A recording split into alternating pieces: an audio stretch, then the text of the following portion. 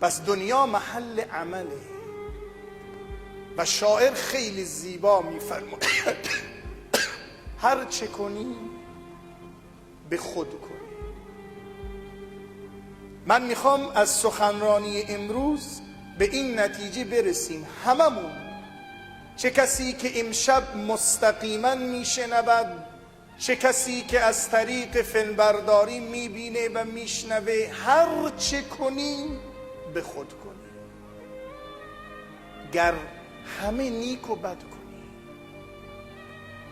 اگر این یک روستا، اگر منطقه فرامرزان، اگر شهرستان بستک، اگر ایران، اگر هر انسانی در روی این کره خاکی به این نتیجه رسید، امروز اخبار قتل و ظلم و دزدی و خیانت و زندان و به گوش ما نمی رسید. اگر حاکم بر روی کرسیش به این اعتقاد برسه که هر چه کنی به خود کنی،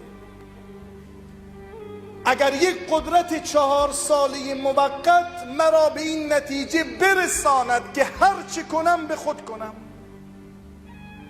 اگر عالم در روی منبر و در کلاس درس و در حلقات قرآن به این نتیجه برسد که هر چه کنم به خود کنم،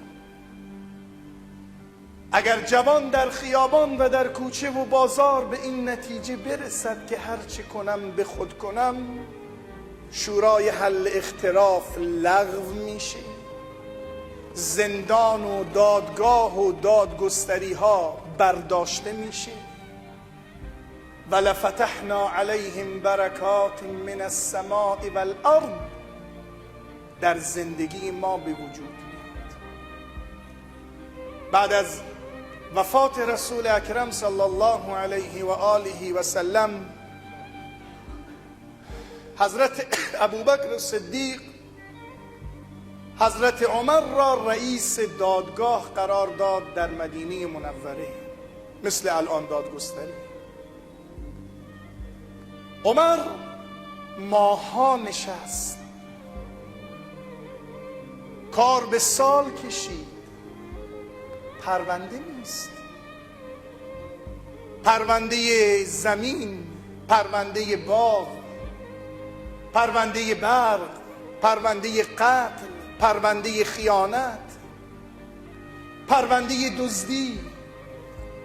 حضرت عمر بلند شد خدمت حضرت ابوبکر صدیق رضی الله عنه، فرمود ای خلیفه رسول الله، تو مرا قاضی قرار دادی، تو مرا قاضی قرار دادی بر مملکتی که،